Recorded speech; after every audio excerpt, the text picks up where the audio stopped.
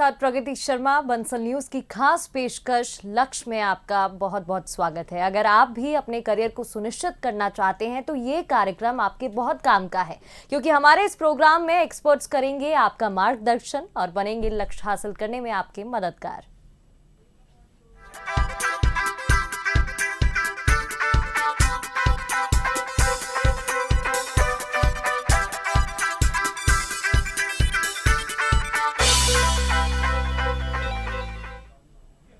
तो हमारे खास कार्यक्रम लक्ष्य में हम उन लोगों से आपको रूबरू कराते हैं जो शिक्षा के क्षेत्र में बेहतर काम कर रहे हैं। छात्रों के मन में करियर को लेकर उठने वाले सवालों का जवाब आप तक पहुंचाते हैं और कैसे शिक्षा का स्तर बढ़ सके इसके लिए भी कोशिश करते हैं। लक्ष्य की इस खास पेशकश में हमारे साथ ओबेदुल्लागंज से अमित गुप्ता आज मौजूद हैं, जो कर्व कोचिंग क्लासेस के डायरेक्टर हैं, और साथ में मौजूद हैं राधिका सिंह, जो कर्व कोचिंग क्लास की स्टूडेंट है। लक्ष्य में आप दोनों का बहुत बहुत स्वागत है।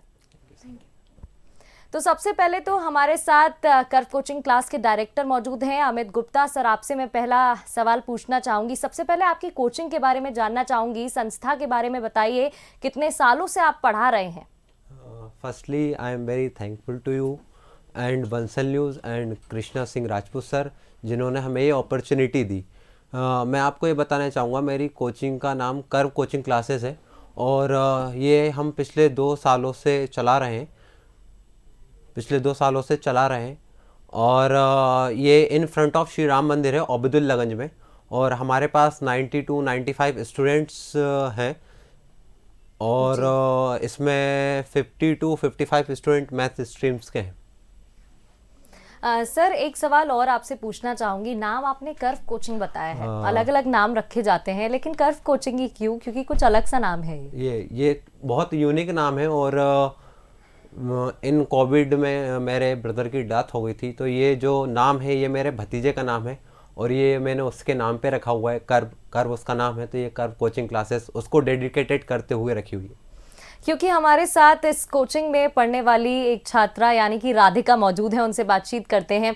राधिका, आप कौन सी क्लास में हैं, किस तरीके से पढ़ाई करती हैं और कोचिंग से आपको क्या कुछ फैसिलिटीज़ और मदद मिलती है? जी मैम, पहले तो मैं बंसल न्यूज़ का धन्यवाद करना चाहूँगी कि उन्होंने मुझे ये अपॉर्चुनिटी दी, और मिस्टर अमित गुप्ता सर का भी धन्यवाद करना चाहूँगी कि उन्होंने मुझे इस काबिल समझा। ये मेरे लिए और मेरे पेरेंट्स के लिए बहुत गर्व की बात है। तो जैसा कि आपने मुझसे पूछा कि कोचिंग एग्ज़ाम्स में मेरी कैसे मदद करती है, तो पर्सनली कोचिंग मेरे लिए काफ़ी बेनिफिशियल रही है, क्योंकि कोचिंग में हमें जो भी चीज़ें पढ़ाई जाती हैं वो बिल्कुल बेसिक लेवल से लेके हायर लेवल तक पढ़ाई जाती, जिससे हमारे कंसेप्ट बिल्कुल क्लियर हो जाते हैं। और अभी जो है सिलेबस हमारा पूरा कंप्लीट हो चुका है, तो अभी हमारी रिवीजन क्लासेस चलती हैं, रेगुलरली टेस्ट होते हैं, और टेस्ट देने से हमें ये एडवांटेजेस हो जाते हैं कि बोर्ड एग्ज़ाम्स में हमें कैसे लिखना है, हमें उस चीज़ की प्रैक्टिस हो जाती है। और जो टेस्ट में गलतियाँ होती है वो सर तो हमें बताते ही हैं, बल्कि मैं खुद भी सेल्फ एनालिसिस करके देखती हूँ कि मैं जो माइनर मिस्टेक्स कर रही हूँ उन्हें मैं सुधारूँ, ताकि बोर्ड एग्ज़ाम में मैं वैसी गलती ना करूँ। तो ये चीज़ काफ़ी हेल्पफुल करती है मुझे। बिल्कुल ठीक है, आपने सेल्फ एनालिसिस करना बेहद ज़रूरी है, क्योंकि कोचिंग हो, स्कूल हो, थोड़ी देर हमें पढ़ा दिया जाता है, लेकिन जब तक खुद हम ध्यान नहीं देंगे, उसे रिवाइज नहीं करेंगे, रिवीजन नहीं करेंगे, तो बेहतर उसको लर्न नहीं कर पाएंगे। अमित जी, मैं आपसे पूछना चाहूँगी, हर तरीके का बच्चा आपकी कोचिंग में आता होगा, किस तरीके से सभी बच्चों पर आप ध्यान देते हैं? क्योंकि कोई बच्चा वीक होता है तो कोई उतना इंटेलिजेंट होता है। किस तरीके से सिलेबस तैयार किया जाता है, किस तरीके से मदद की जाती है? मैम, स्टार्टिंग में तो हम सभी बच्चों को 0 से स्टार्ट करते हैं, पूरा बेसिक से पढ़ाते हैं, क्योंकि पिछले लास्ट 2 ईयर से कोविड आया है, तो कोविड के कारण बच्चों का बेसिक्स क्लियर नहीं थे, तो पहले हम बेसिक्स क्लियर करते हैं, देन हम सब्जेक्ट, जितने भी सब्जेक्ट होते हैं उनके बेसिक्स क्लियर करने के बाद सब्जेक्ट्स पे जाते हैं, सिलेबस पे जाते हैं, अकॉर्डिंग टू एग्ज़ाम जो ब्लूप्रिंट आते हैं उस ब्लूप्रिंट पे प्रिपेयर कराते हैं, फिर बच्चों के टेस्ट लेते हैं, बच्चों का एक 1-to-1 कनेक्ट होते हैं कि आपको क्या आता है क्या नहीं आता, सारे बच्चों से कनेक्ट होते हैं, पर्सनली पूछते हैं, व्हाट्सएप पे मैसेजेस कराते हैं कि आपको अगर कोई क्वेश्चंस नहीं बनते हैं तो आप व्हाट्सएप पे बताइए। फिर दूसरे दिन उनका रिवीजन क्लास में रिव्यू लिया जाता है, क्वेश्चंस बताए जाते हैं, सॉल्यूशंस बताए जाते हैं, उन्हें कोई प्रॉब्लम्स आती है, उनके जो डाउट्स होते हैं वो क्लियर किए जाते हैं। जी, राधिका, कोविड की बात कर रहे थे सर, इसी से जुड़ा हुआ एक सवाल आप दोनों से पूछना चाहूंगी। राधिका, आपसे पहले जानना चाहूंगी, क्योंकि कोविड का ये दौर था, काफ़ी कठिन ये समय रहा है, चाहे हम बच्चों की बात करें, टीचर्स की बात करें या पेरेंट्स की बात करें, किस तरीके से आप हैंडल करती थी? क्योंकि ऑनलाइन पढ़ाई का जो समय था वो हमने अभी देखा, बच्चे ऑनलाइन पढ़ाई करना शुरू किए, किस तरीके से दोनों में डिफरेंस आपने देखा, किस तरीके से मैनेज किया, और ऑफलाइन पढ़ाई के क्या कुछ फायदे आपको लगते हैं? मैम, ऑफलाइन पढ़ाई के मुझे ज़्यादा एडवांटेज लगते हैं, क्योंकि ऑफलाइन में हम जो डाउट्स रहते हैं वो अच्छे से समझ पाते हैं, और ऑनलाइन में थोड़ा नेटवर्क इशू भी रहता है, उस कारण से हम थोड़ा अच्छे से समझ नहीं पाते। और ऑफलाइन क्लासेस में जो हम 1 to 1 कनेक्ट हो पाते हैं, सर हम पे पर्सनली ध्यान दे पाते हैं, तो ये चीज़ काफ़ी हेल्पफुल रहती है। लेकिन ऑनलाइन क्लासेस में सर इतना करते हैं, लेकिन उतने अच्छे से नहीं हो पाता था। फिर भी हम थोड़ा मैनेज करते थे, सर भी हमें गाइड करते थे, और व्हाट्सएप पर भी हम एक दूसरे से कनेक्ट रहते थे। जो भी डाउट्स होते थे हम सर से पूछते थे, सर हमें तुरंत उसका सल्यूशन देते थे। बिल्कुल। अमित जी, आपसे मैं पूछना चाहूँगी, ये जो दौर था, जैसा मैंने कहा, सभी के लिए काफ़ी कठिन रहा है, आपने किस तरीके से मैनेज किया? क्योंकि कोचिंग में कई बच्चे आते हैं, ऑनलाइन उन्हें पढ़ाया गया होगा, आपको कौन सा मोड ज़्यादा बेटर लगता है? क्योंकि आप टीचर हैं, आप उस नज़रिए से देखते हैं और बेहतर तरीके से उसे समझ सकते हैं। मैम, कुछ नहीं होने से अच्छा तो ऑनलाइन मोड था, वो बेस्ट था कोविड के दौरान। पर मुझे ऑफलाइन मोड ज़्यादा अच्छा लगा, क्योंकि जब तक बच्चे को एटमॉस्फेयर नहीं मिलेगा, वो फिज़िकली अटेंड नहीं रहेगा। टीचर और स्टूडेंट का एक फिज़िकली अटैच होना बहुत ज़रूरी होता है। आप 1 to 1 कनेक्ट हो सकते हो, आप पर्सनली उनसे डाउट पूछ सकते हो, पर्सनली आप उनको उनके डाउट्स क्लियर कर सकते हो। तो मुझे ऑफलाइन मोड ज़्यादा अच्छा लगा। जी, अमित जी, आपसे एक सवाल ये अब मैं जानना चाहूँगी, क्योंकि बहुत सारे स्टूडेंट्स भी ये कार्यक्रम देख रहे होंगे, कई सवाल मन में आते हैं, खासकर जब 10th में हो या 12th में हो, बोर्ड्स का टाइम होता है। ऐसे में कुछ लोग टाइम टेबल तैयार कर लेते हैं, कुछ लोग सिलेबस ऐसे पूरा करेंगे, कई चीज़ें सोची जाती हैं। क्या टाइम टेबल वाकई में तैयार करना चाहिए, और करना चाहिए तो कैसे फॉलो करना चाहिए? मैम, मैं टाइम टेबल अगर कोई स्टूडेंट तैयार करता है तो बहुत अच्छी बात है, करना चाहिए। अगर वो उसको फॉलो करता है तो वेल एंड गुड, ये भी बहुत अच्छी बात है। पर मैं कभी अपने स्टूडेंट्स को टाइम टेबल बनाने को नहीं बोलता हूँ, मैं उनको टारगेट देता हूँ कि आप इतने दिन में इतना कर सकते हैं क्या। अगर आप कर सकते हैं तो आप कीजिए। जैसे कि एक कोट है, if you truly want to managing your time, you should starting your focus on your goal. तो मैं यही बोलूँगा कि आप टाइम टेबल बनाते हैं, अच्छी बात है, पर अगर आप टाइम टेबल ना बनाते हुए, टाइम टेबल बनाने के बाद क्या करता है बच्चा, ट्रेस करता है टाइम टेबल को। पर टाइम टेबल ट्रेस करना मुझे नहीं लगता कि हर बच्चे का पॉसिबल होता है। तो मैं ये मानूंगा कि बच्चा टाइम टेबल ना बना के ये टारगेट फिक्स करे कि मुझे 2 दिन में 4 टॉपिक कंप्लीट करने हैं, या 2 दिन में मुझे 20 डेरिवेशंस कंप्लीट करने हैं। तो ये बच्चों को ज़्यादा एडवांटेजियस रहेगा। राधिका, आपसे मैं पूछना चाहूँगी, इस टॉपिक पर हम बात कर रहे थे, आप कितनी देर तक पढ़ती हैं, कितना समय देखती हैं? क्या आप भी कोई टाइम टेबल फॉलो करती हैं कोचिंग के द्वारा जो दिया जाता है? जी मैम, जैसे सर ने कहा कि टारगेट कहते हैं, वो टारगेट बनाकर पढ़ना चाहिए, तो मैं भी वही चीज़ फॉलो करती हूँ। मैं डेली अपने टारगेट सेट करती हूँ और कोशिश करती हूँ कि मैं उसे कंप्लीट करूँ, क्योंकि जब वो चीज़ कंप्लीट होती है तो मेरे अंदर सेल्फ कॉन्फिडेंस आता है कि हाँ, मैं अपने गोल की तरफ जा रही हूँ, मैं उसे अचीव कर सकती हूँ। और कोचिंग के अलावा मैं सेल्फ स्टडी पे 6 to 7 आवर्स देती हूँ, और कोशिश करती हूँ कि उसमें से मैं टाइम कम ना करूँ। 6 to 7 आवर्स तो मुझे डेली पढ़ना ही रहता है, सेल्फ स्टडी करनी होती है। बिल्कुल, 6 to 7 आवर्स पढ़ाई करना बहुत ज़रूरी है। आप अगर बोर्ड्स में हैं तो इतनी पढ़ाई तो मिनिमम देनी ही चाहिए। राधिका, क्योंकि आप स्कूल भी जाती हैं, साथ में कोचिंग भी करती हैं, दोनों चीज़ों को बैलेंस कैसे करती हैं? क्योंकि इस टाइम प्रेशर बहुत ज़्यादा बढ़ जाता है।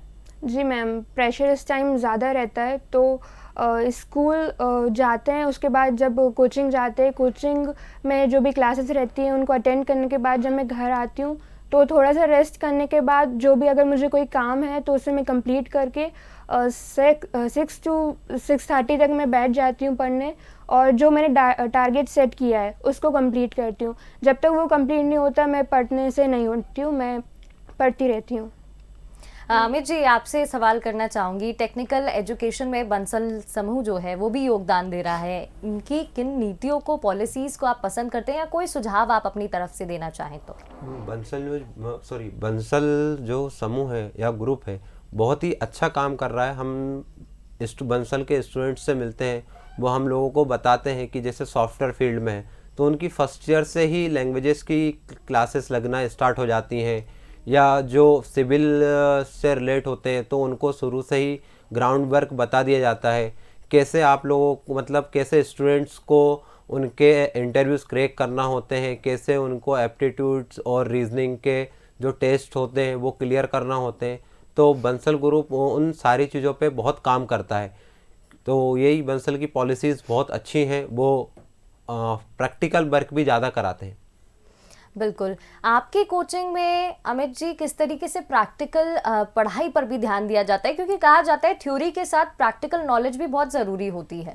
मैम, हम अपनी कोचिंगों में जैसे एक फिजिक्स में एक चैप्टर है इलेक्ट्रॉनिक डिवाइसेस, या और भी टॉपिक्स होते हैं, तो हम लोग उनको जैसे ट्रांसफार्मर है तो ट्रांसफार्मर दिखाते हैं, सेमीकंडक्टर है तो सेमीकंडक्टर दिखाते हैं, रेजिस्टेंस है तो रेजिस्टेंस दिखाते हैं, कैपेसिटर है तो कैपेसिटर दिखाते हैं, या आपके जो लेंसेज वगैरह होते हैं वो प्रिज्म होते हैं, ये सारी चीज़ें दिखा के ही पढ़ाते हैं। जी अमित जी, आपसे पूछना चाहूँगी, हालांकि ये जो सवाल है वो ना सिर्फ टीचर्स बल्कि स्टूडेंट से भी पूछना चाहिए, क्योंकि मेन टाइम मैनेज तो उन्हीं को करना है, क्योंकि आप टीचर हैं, आप बेहतर तरीके से जानते हैं टाइम मैनेजमेंट की क्या कितना इम्पोर्टेंट है, कितनी महत्ता है। आपसे जानना चाहूँगी टाइम मैनेज बच्चों को कैसे करना चाहिए, क्या आप सोचते हैं? मैं यही बोलूँगा सारे स्टूडेंट से कि आप जब सुबह उठते हैं तो आप पहले 10 या 15 मिनट अपने आप को दीजिए और देखिए कि पूरे दिन में आपको क्या करना है और कितने टाइम में करना है। आप 15 दिन या 20 दिन या 7 दिन का टाइम टेबल नहीं बनाइए। आप सुबह डेली उठिए और 15 से 20 मिनट खुद को दीजिए और अपना टाइम मैनेज कीजिए, क्योंकि अब एग्ज़ाम पास आ रहे हैं तो आपको आपकी स्टडी पे ज़्यादा ध्यान देना पड़ेगा और अदर वर्क छोड़ के। तो आप डेली जब सुबह उठते हैं तो 10-15 मिनट खुद को दीजिए और खुद के टारगेट सेट कीजिए। मैं बार बार एक ही बात बोलूँगा कि डेली टारगेट सेट करके पढ़िए कि आपको एक दिन में कितना करना है। तो टाइम मैनेज, आप सुबह उठें, सुबह उठ के 15-20 मिनट बाद सोचें कि पूरे दिन का शेड्यूल बनाएं कि हमें कितने मिनट में कितना या कितने आवर में हम कितना कवर कर सकते हैं। तो आप ऐसे ही टाइम मैनेज कीजिए। आप एक टाइम टेबल बना के 15 से 20 दिन का या 1 महीने का टाइम टेबल बना के उसको ट्रेस करने की कोशिश करोगे तो पॉसिबल नहीं है उसको ट्रेस कर पाना, फिर आप डिमोटिवेट होगे। पर आप डेली के टारगेट सेट करोगे, डेली के टारगेट को आप ट्रेस करोगे, वो कंप्लीट करोगे तो आपका सेल्फ कॉन्फिडेंस बढ़ेगा, आपकी प्रिपरेशन अच्छी होगी। तो मैं यही सजेस्ट करूंगा सारे स्टूडेंट्स को कि आप डेली टारगेट सेट करिए और उन्हें कंप्लीट कर दिए। बिल्कुल अमित जी, निश्चित ही सही कहा आपने। लेकिन अमित जी, कई पेरेंट्स भी आपके पास ये शिकायत लेकर आते होंगे, टाइम मैनेजमेंट की हम बात कर रहे हैं, कई दफ़ा देखा गया है बच्चे हाथों में किताब लेकर बैठे रहते हैं या एक ही सम बहुत देर तक सॉल्व करते रहते हैं, इसमें टाइम बहुत जाता है, लेकिन बच्चों के दिमाग में एक चीज़ आती है कि हम तो पढ़ रहे हैं ना इतनी देर से। इसके बारे में आप क्या कहेंगे? मुझे उम्मीद है बहुत सारे बच्चे भी देख रहे होंगे और रिलेट कर पाएंगे, क्योंकि वो भी ये गलती करते हैं। यस, बिल्कुल मैम, मैं ये बोलूँगा कि अगर बच्चा सम्स कर रहा है और अगर वो गलत हो रहा है तो ये बहुत अच्छी बात है, क्योंकि जब तक मिस्टेक्स नहीं होंगी हमें उनके सॉल्यूशंस कैसे मिलेंगे, हमें पता कैसे चलेगा कि यहाँ पे गलती हो रही, यहाँ पे गलती नहीं हो रही। तो आप अगर एक ही बार में आंसर्स आ रहे हैं, अच्छी बात है, पर स्टक होना, क्वेश्चंस में फंसना, that is very good thing. कि आप अगर फंस रहे हो तभी तो आपको पता चल रहा है कि कहाँ पे गलती नहीं करनी चाहिए। और जैसा कि सभी बोलते हैं कि मैथमेटिक्स में टाइम लगता है, तो अच्छी बात है वो स्टक हो रहे हैं, टाइम लग रहा है। तो जब तक वो प्रैक्टिस नहीं करेंगे, डे बाई डे उनको प्रैक्टिस करनी पड़ेगी, ज़्यादा पढ़ना पड़ेगा। तो ठीक है, बिल्कुल ठीक है आपने। राधिका, आपसे मैं जानना चाहूँगी, टाइम मैनेजमेंट की तो यहाँ आपने बात कर ली, लेकिन कहा जाता है कि स्पोर्ट्स में भी बच्चों का उतना ही ध्यान होना बहुत ज़रूरी है। तो क्या आप भी को करिकुलर एक्टिविटीज़ में पार्टिसिपेट करती हैं पढ़ाई के साथ साथ? जी मैम, हमारे स्कूल्स में भी जो है अदर एक्टिविटीज़ करवाई जाती है, कुछ गेम्स भी हैं जो खिलवाए जाते हैं। जैसे कि अभी हमें वॉलीबॉल के लिए भी ले जाया गया था, तो मुझे वॉलीबॉल खेलने में काफ़ी इंटरेस्ट है, तो मैं उसके लिए भी गई थी। और अदर एक्टिविटीज़ में भी मैं पार्टिसिपेट करती हूँ फ़िलहाल, क्योंकि एग्ज़ाम्स करीब आ रहे हैं तो इतना ध्यान उन पे नहीं दे पा रही हूँ, लेकिन मैं कोशिश करती हूँ। जी जी, सही कहा आपने राधिका। अमित जी, आपसे मैं जानना चाहूंगी, कोचिंग के बारे में आपने बताया, अंत में जो बच्चे हैं ये शो देख रहे हैं उनको आप क्या मैसेज देना चाहेंगे कि किस तरीके से पढ़ाई की जा सकती है और कितना हेल्प सिलेबस से वो ले सकते हैं? मैं यही बोलना चाहूँगा सारे स्टूडेंट से कि अब टाइम कम बचा है। आपके फाइनल एग्ज़ाम में 45 टू 50 डेज़ ही बचे हैं, और अगर कोई ऐसा बच्चा जो ये सोच रहा है कि मैं फ़ेल हो जाऊँगा या मेरे परसेंटेज नहीं बनेंगे, तो मैं उस बच्चे को ये सजेस्ट करूँगा कि पहले आप जो इजी यूनिट्स हैं आपके फिजिक्स में हो या केमिस्ट्री में हो या मैथमेटिक्स में हो या बायोलॉजी में हो, तो पहले आप उन यूनिट्स को कंप्लीट कीजिए जो इजी हैं, जिनमें आप पास हो सकते हैं। देन इसके बाद आप टारगेट सेट कीजिए कि अब हमें और कितना पढ़ना है कि हम परसेंटेज बना सकें। तो आप सबसे पहले कोशिश कीजिए कि जो इजी टॉपिक्स हैं, जो आईएमपी टॉपिक्स हैं, आप उन्हें कवर कीजिए, आपका कॉन्फिडेंस बढ़ेगा। इसके बाद आप देन परसेंटेज की तैयारी कीजिए। और वो बच्चे जो परसेंटेज स्टार्टिंग से ही चाहते हैं कि हम परसेंटेज बनाएं, तो वो अपने सेल्फ एनालिसिस करते हुए सेल्फ टेस्ट लेने का स्टार्ट कर दें कि वो सेल्फ टेस्ट लें। ठीक है अमित जी, बहुत बहुत शुक्रिया आप दोनों का इस कार्यक्रम में आने के लिए हमारे साथ और इस बातचीत के लिए। Thank you. चलिए, इसी के साथ फिलहाल हमारी खास पेशकश लक्ष्य में इतना ही। दीजिए इजाजत।